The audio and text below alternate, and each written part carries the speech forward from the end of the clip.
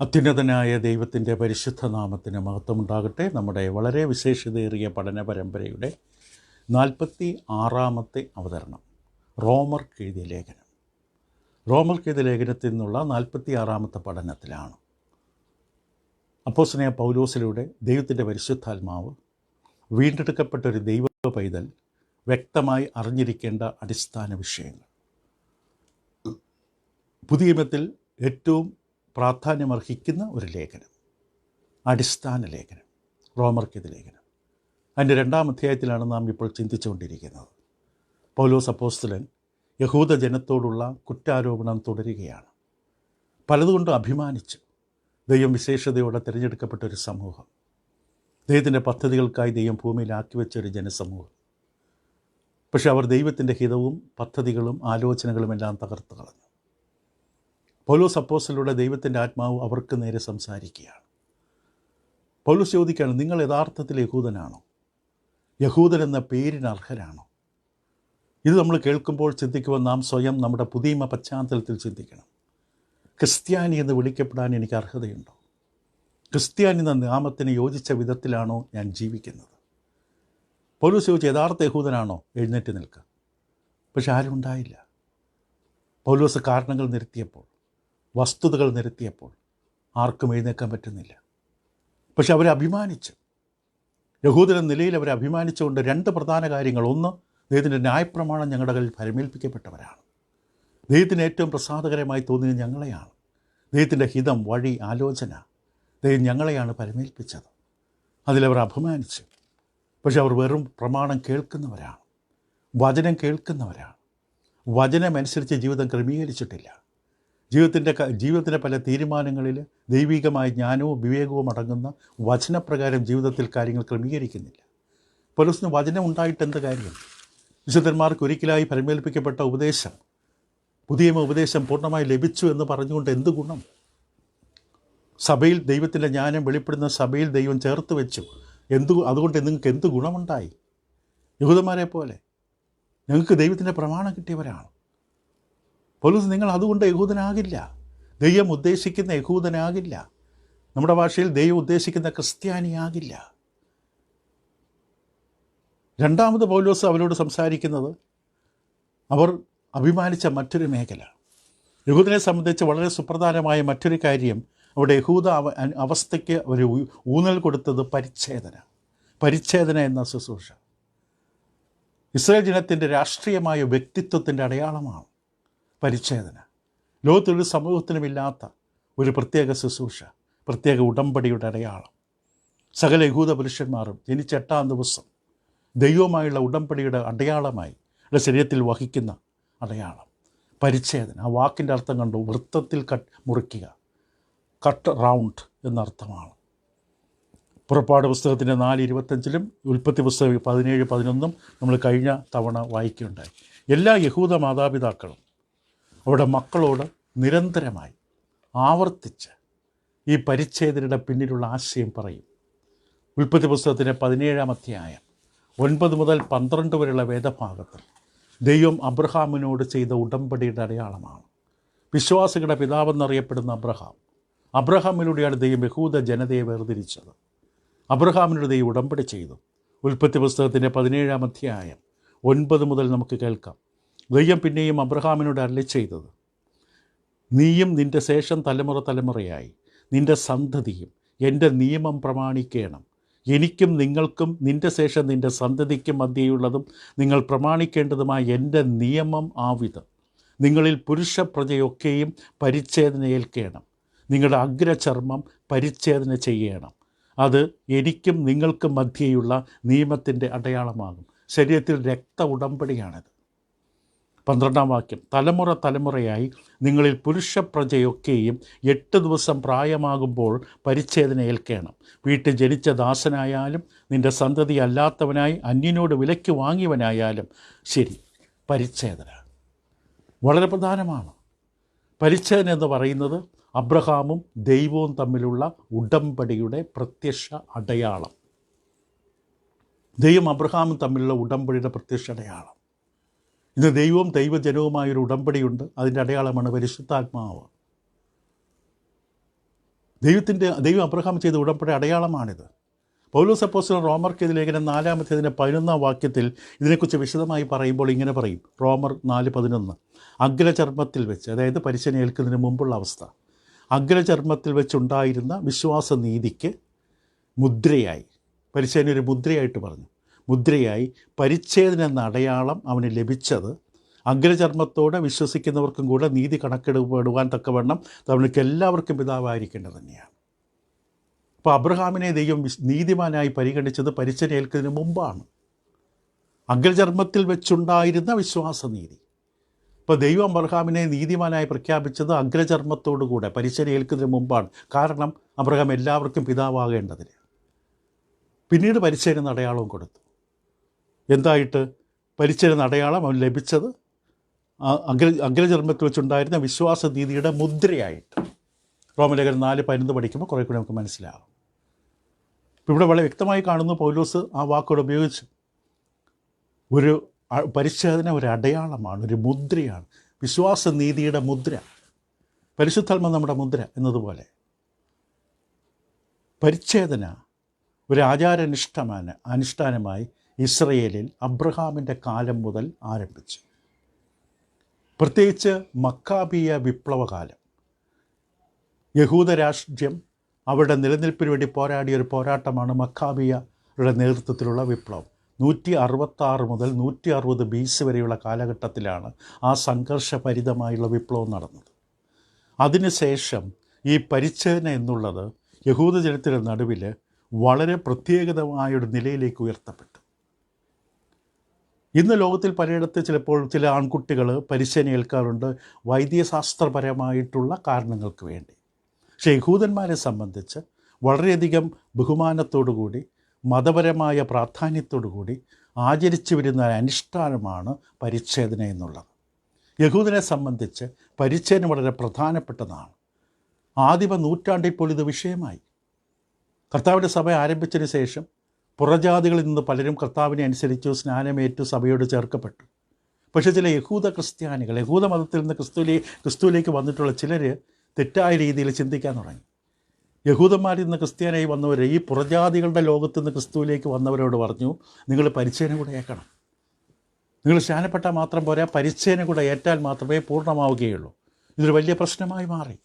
അങ്ങനെയാണ് പ്രവൃത്തിയുടെ പുസ്തകം 15-ാം അധ്യായത്തിൽ ഒരു സഭ കൂടി, കൗൺസിൽ, ആദ്യമായ കൗൺസിൽ കൂടി യെരുശലേമിൽ വെച്ച്. പ്രവൃത്തികൾ 15:1 വായിച്ച് കേൾക്കാം. യഹൂദയിൽ നിന്ന് ചിലർ വന്നു, നിങ്ങൾ മോശ കൽപ്പിച്ച ആചാരമനുസരിച്ച് പരിച്ഛേദന ഏൽക്കാഞ്ഞാൽ രക്ഷ പ്രാപിപ്പാൻ കഴിയുകയില്ല എന്ന് സഹോദരന്മാരെ ഉപദേശിച്ചു.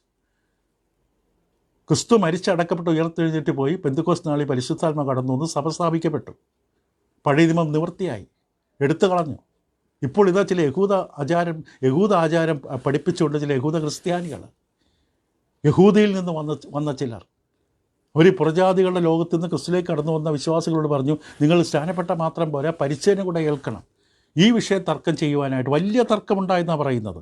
അല്പമല്ലാത്ത വാദവും തർക്കവും ഉണ്ടായിട്ട് പൗലോസും ബർണ്ണബാസും മറ്റു ചിലർ ഈ തർക്കസംഗതിയെ പറ്റി യെരുശലേമിൽ അപ്പോസ്തലന്മാരുടെ മൂപ്പന്മാരുടെ അടുക്കൽ പോകണമെന്ന് നിശ്ചയിച്ചു. അങ്ങനെയാണ് അവരവിടെ കൗൺസിൽ കൂടുന്നത്. വലിയ വിഷയമായിരുന്നു. അതിൻ്റെ ആവശ്യം എന്താണ്? ക്രിസ്തുവിനോട് ചേരുവാൻ സ്നാനമേറ്റ ഒരു മനുഷ്യനെ സംബന്ധിച്ച് വിശ്വാസം വെച്ചിട്ട് പരിച്ഛേദന ആവശ്യം എന്താണ്? പുറജാതികൾ അടിച്ചേൽപ്പിക്കേണ്ട കാര്യമില്ല എന്ന് അവസാനം തീരുമാനമായി. അപ്പോസ്തലൻ വ്യക്തമായി പറഞ്ഞു, അതിൻ്റെ ആവശ്യമില്ല. ഇപ്പോൾ പരിച്ഛേദന എന്ന് പറയുന്ന വൈദ്യശാസ്ത്രപരമായിട്ടുള്ള ഒരു പ്രക്രിയയായിട്ട് പലയിടത്തും ചെയ്യാറുണ്ട്. പക്ഷേ യഹൂദനെ സംബന്ധിച്ച് വളരെ പ്രധാനമാണ്. ദൈവവുമായുള്ള ഉടമ്പടിയുടെ അടയാളം. യഹൂദനെ സംബന്ധിച്ച് ദൈവവുമായുള്ള ആഴമേറിയ ബന്ധത്തിൻ്റെ അടയാളം. റോമലേഖനം 2:25 പറയുന്ന പോലെ, നീ ന്യായപ്രമാണം ആചരിച്ചാൽ പരിച്ഛേദന പ്രയോജനമുള്ളത്. പരിച്ഛേദന പ്രയോജനമുണ്ട്. എപ്പോൾ? പ്രമാണം ആചരിക്കുന്നവനാണെങ്കിൽ. പ്രമാണം ആചരിക്കുന്ന ദൈവവചനങ്ങൾ അനുസരിക്കുന്നവനാണെങ്കിൽ ഇതുകൊണ്ട് പ്രയോജനമുണ്ട്. പഴയ കാലത്ത്, പുതിയ കാലത്ത് നമ്മൾ ചെയ്യുന്ന എല്ലാ കാര്യങ്ങളും അങ്ങനെയാണ്. ദൈവനം അനുസരിക്കുന്നവനാണെങ്കിൽ പ്രയോജനമുണ്ട്. ഈ സ്നാനപ്പെട്ടതുകൊണ്ട് മാത്രമായില്ല. ദൈവനം അനുസരിക്കാൻ തയ്യാറാണെങ്കിൽ നീ സ്വീകരിച്ച സ്നാനം കൊണ്ട് ഗുണമുണ്ട്. പരിശുദ്ധാത്മ നിനക്ക് ദാനമായി ലഭിച്ചതുകൊണ്ട് അനുഗ്രഹമുണ്ട്. ഇല്ലെങ്കിൽ പരിശുദ്ധത്തിലൂടെ നിലനിൽക്കില്ല. ഇപ്പോൾ യഹൂദനെ സംബന്ധിച്ച് അവർ പക്ഷേ അഭിമാനത്തോടെ അവർ സ്വയം വിളിച്ചു, ഞങ്ങൾ പരിച്ഛേദനക്കാർ. പുറജാതികളെ നോക്കി അവരെന്താ വിളിച്ചത്? അഗ്രചർമ്മികൾ. പരിച്ഛേദനയേൽക്കാത്തവർ, അഗ്രചർമ്മികൾ. അപ്പോൾ പരിച്ഛേദനയുടെ പ്രാധാന്യം യഹൂദ മനസ്സിൽ വളരെ വലുതാണ്. അവിടെ ചില റബ്ബിമാർ പരിച്ഛേദനയെക്കുറിച്ച് വളരെ പ്രശംസയോടുകൂടി അഭിമാനത്തോടെ പറഞ്ഞ ചില പ്രസ്താവനകളുണ്ട്. അവർ പറഞ്ഞിങ്ങനെയാണ്: പരിച്ഛേദനയേറ്റ എല്ലാവർക്കും പുതിയ ആകാശം പുതിയ ഭൂമിയിൽ പങ്കുണ്ടാകും. പരിച്ഛേദനയേറ്റ ഒരാൾ പോലും നരകത്തിൻ്റെ തീച്ചുളയിൽ വീഴില്ല. പരിച്ഛേദന സ്വീകരിച്ച യഹൂദൻ എപ്പോഴും സുരക്ഷിതനായിരിക്കും. ഇങ്ങനെയുള്ള നീതിവാക്യങ്ങൾ വ്യക്തമായി കാണിച്ചിരിക്കുകയാണ് അവിടെ കാഴ്ചപ്പാട്. പക്ഷെ ഇവിടെ ഒന്നും അവർ ദൈവവചനം അനുസരിക്കേണ്ടതിൻ്റെ ആവശ്യകതയോ അനുസരിക്കാത്തതിൻ്റെ ഭവിഷ്യത്തെക്കുറിച്ച് പറയുന്നില്ല. അവരെ സംബന്ധിച്ച് പരിച്ഛേദന വളരെ പ്രധാനമാണ്. അത് നിത്യജീവൻ വരെ ഉറപ്പാക്കുമെന്നാണ് പറയുന്നത്. വഴിതെറ്റിപ്പോവുകയാണ്. ഭരിച്ചിരുന്ന കർമ്മത്തിൽ മാത്രം അടിസ്ഥാനപ്പെട്ട് നിൽക്കുന്നു. ഇപ്പോൾ റോമലേഖനം 2-ാം അധ്യായത്തിൻ്റെ 25 മുതൽ 29 വരെ പൗലോസ് വ്യക്തമായി കാണിച്ചിരിക്കുകയാണ്. ഈ യഹൂദ റബ്ബിമാരെ പഠിപ്പിച്ചതിന് വിരുദ്ധമായിട്ട് പരിച്ഛേദന ഏറ്റതുകൊണ്ട് മാത്രം നീ യഹൂദനാകില്ല. ദൈവം ഉദ്ദേശിക്കുന്ന യഹൂദൻ എന്ന പേരിൻ്റെ അർത്ഥം നിന്റെ ജീവിതത്തിൽ നിന്ന് അന്യമായി പോകും. പരിച്ഛേദന ഏറ്റു എന്ന് പറഞ്ഞുകൊണ്ട് നീ ഉയർന്നു നിൽക്കരുത്. അതുകൊണ്ട് ഒരു പ്രയോജനമില്ല, നീ യഹൂദനാകില്ല. അവിടെ പൗലോസ് വ്യക്തമായി 25 വാക്യം വളരെ സൂക്ഷിച്ച് മാത്രം ചിന്തിക്കേണ്ട വാക്യങ്ങളാണ്. 25 വാക്യം: നീ ന്യായപ്രമാണം ആചരിച്ചാൽ പരിച്ഛേദന പ്രയോജനമുള്ളത് സത്യം. പരിച്ഛേദനയ്ക്ക് പ്രയോജനമുണ്ട്, ഇല്ലെന്നല്ല. പരിച്ഛേദന കുറച്ച് കാണിക്കുന്നില്ല പൗലോസ്.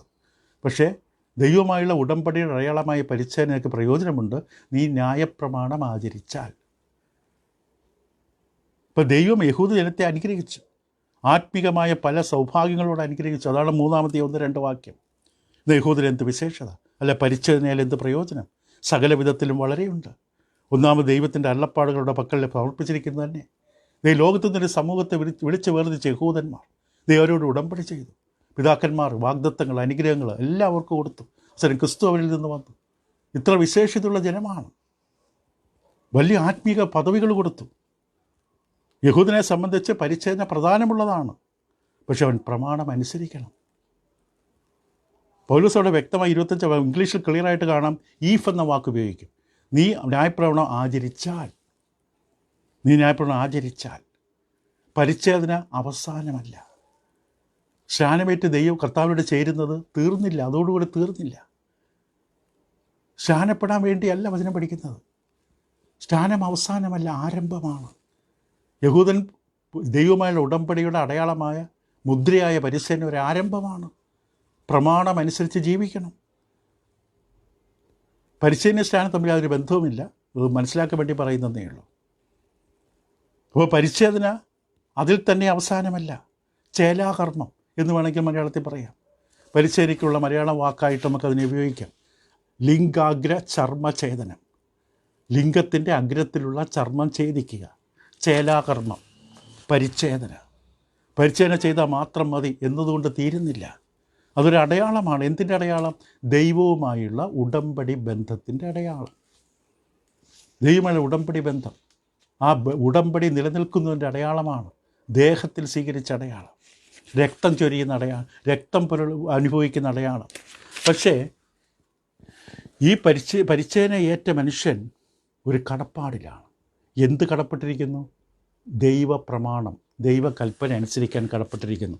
ഗലാത്യർക്കെതിരെ ലേഖനം 5-ാം അധ്യായത്തിൻ്റെ 3-ാം വാക്യത്തിൽ പൗലോസ് അപ്പോസ്തലൻ പറയുന്നത് കേൾക്കാം. ക്രിസ്തുവിലേക്ക് കടന്നു വന്നവർ തിരിച്ചു പോകാൻ ആഗ്രഹിച്ചു.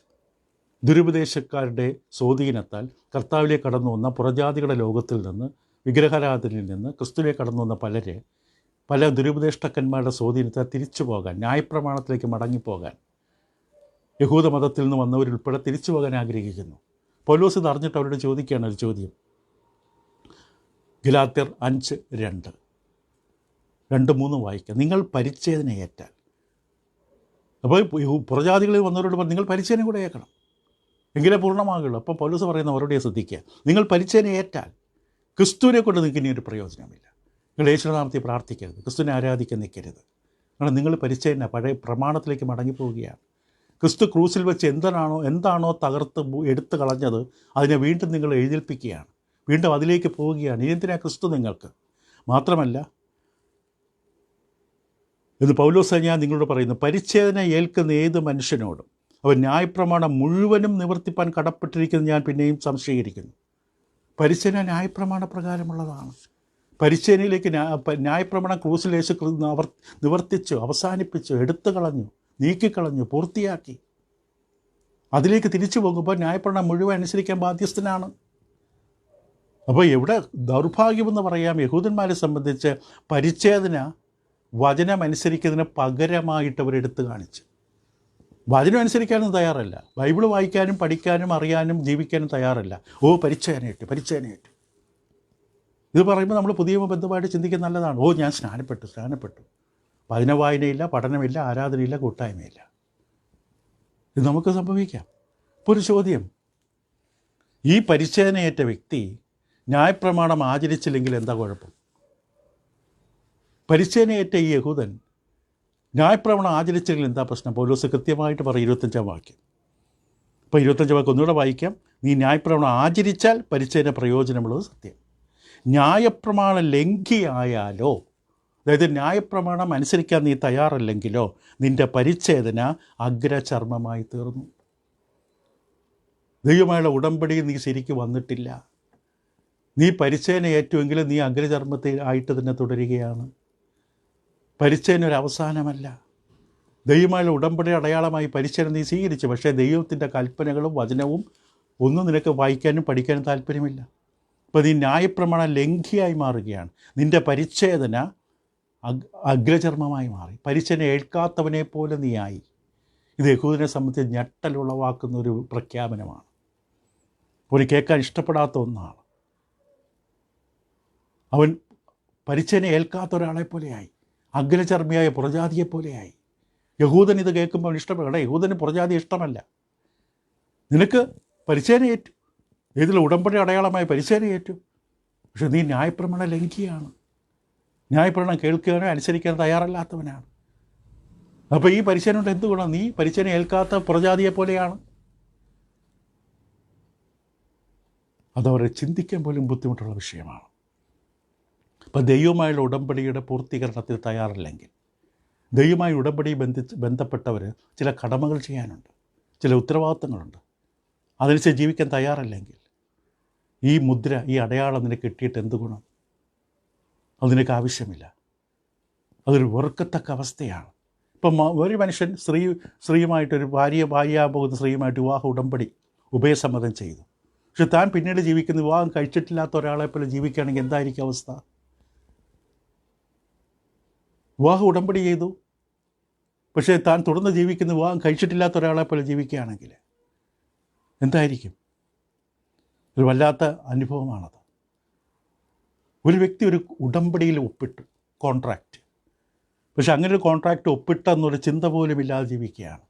അതിലെ നിബന്ധനകളൊന്നും പാലിക്കാൻ തയ്യാറാകുന്നില്ല. വളരെ അറപ്പുളവാക്കുന്ന അവസ്ഥയാണ്. അതേപോലെയാണ് ദൈവം ഇവിടെ അപമാനിക്കപ്പെടുകയാണ്. ദൈവമായുള്ള ഉടമ്പടിയുടെ അടയാളം സ്വീകരിച്ച് പരിച്ഛേദന ഏറ്റു, പക്ഷേ ദൈവത്തെ മറന്നു കളഞ്ഞു. ദൈവമായുള്ള ഉടമ്പടിയുടെ അടയാളമായ പരിച്ഛേദന ഏറ്റ യഹൂദൻ പിന്നെ ദൈവത്തെ മറന്നു.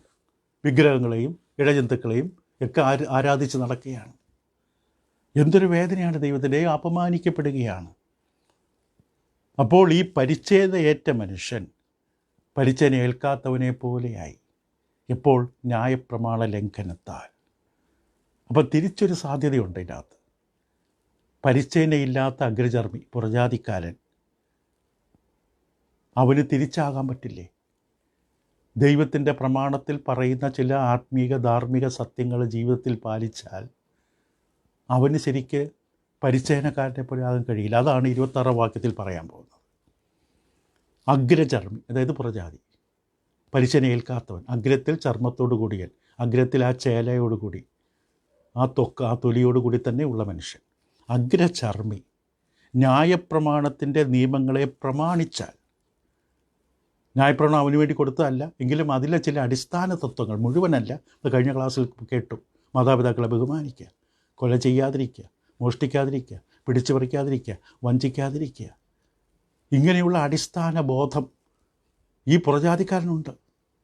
അവൻ്റെ കയ്യിൽ പ്രമാണമൊന്നുമില്ല, പക്ഷെ അവന് സാധാരണ സ്വഭാവത്താൽ ചെയ്യുകയാണ്. അപ്പോൾ അഗ്രചർമ്മി ന്യായപ്രമാണത്തിലെ നിയമങ്ങളെ പ്രമാണിച്ചാൽ അവൻ്റെ അഗ്രചർമ്മം പരിച്ഛേദന നീണ്ടുകയില്ലയോ? ഇവിടെ യഹൂദനെ സംബന്ധിച്ച് പരിച്ഛേദന ഏറ്റവൻ ന്യായപ്രമാണം ഒന്നും അനുസരിക്കുന്നത്. പൗലോസ് ചോദിച്ചു, നീ ശരിക്കും അഗ്രചർമ്മിയെ പോലെ ആയില്ലേ? എന്തിനാണ് ദൈവം നിനക്ക് ഉടമ്പടി തന്നത്? മറുവശത്ത് അഗ്രചർമ്മി ന്യായപ്രമാണത്തിൻ്റെ നിയമങ്ങളെ പ്രമാണിച്ചാൽ അവൻ ശരിക്കും പരിച്ഛേദന ഏൽക്കുന്ന യഹൂദനെ പോലെയായി. ഇതൊരു വലിയ വസ്തുതയാണ്. അപ്പോൾ ഇത് പരിച്ഛേദന ഏൽക്കാത്ത അഗ്രചർമ്മി അവൻ പ്രമാണം പാലിക്കുകയാണ്. അതായത് പ്രമാണത്തിൽ പറഞ്ഞിരിക്കുന്ന അടിസ്ഥാന നിയമങ്ങളെ പാലിക്കുകയാണ്. അവൻ ആ ഒരു പരിച്ഛേദനക്കാരനെ പോലെ ആവുകയാണ്. കാരണം 14-ാം വാക്യത്തിൽ ഇതിനു മുമ്പ് തന്നെ ഇങ്ങനൊരു അവസ്ഥ പൗലോസ് പറഞ്ഞിരുന്നു. അവിടെ എന്താ പറഞ്ഞിരുന്നത്?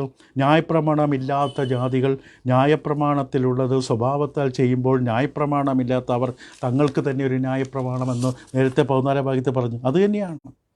ന്യായപ്രമാണം അവർക്കില്ല. ന്യായപ്രമാണം പുറജാതികൾക്കല്ല, യഹൂദന്മാർക്കാണ്.